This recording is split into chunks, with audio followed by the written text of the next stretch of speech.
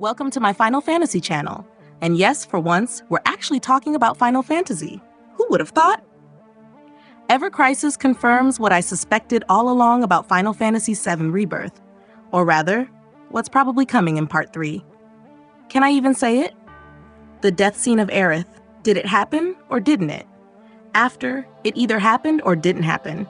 We see Cloud sitting at the steps by the water, like they all do. Everyone's clearly heartbroken, except Cloud.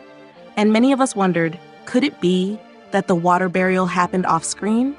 Right there, at that exact spot inside the building, not outside, like in the original? Those stairs, that water. It's heavily implied we'll actually see that in Part 3. And I'm convinced we're gonna get hit hard. Everything we didn't see because Cloud's mind was somewhere else. And no, I don't think he's gone insane. I truly believe he's in another dimension. It's connected to the White Gate. Cloud is the only one who passed through it, and yet no one's talking about this.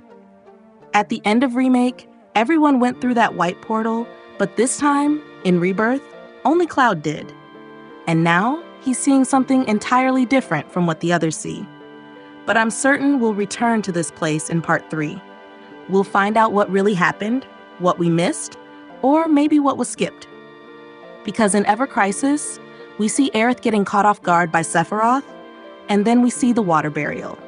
At the very same spot where the group sits in Rebirth, everyone visibly mourning, except Cloud, because he still sees her next to him.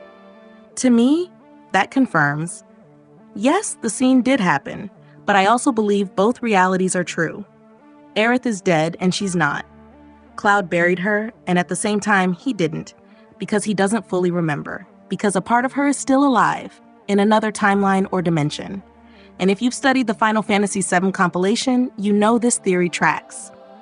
Omni Sephiroth might be out there, Omni Aerith too. Zack is alive. It all makes sense, because these elements already exist in Advent Children. There was an Aerith, there was a Zack, they existed in the live stream, and Sephiroth too. All of this was already explained in Advent Children and the companion novel On the Way to a Smile. If you've looked into that, you'll know exactly what Kadai and the other two are all about. Why Sephiroth is so obsessed with Cloud. And suddenly, it all clicks. That's why I'm so hyped for Part 3.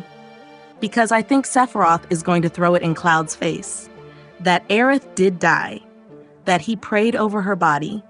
And that he doesn't remember because a part of him wasn't even there. Sephiroth will mess with his mind. He'll push Cloud into despair. Just like in the original. He'll break him, and it's going to be heartbreaking. The music will be incredible.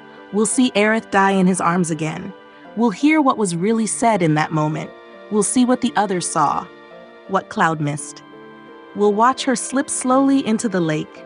And finally, we'll learn why all this happened. I'm really looking forward to that. Thanks for watching, take care, and see you soon. This was Gonzo. Bye!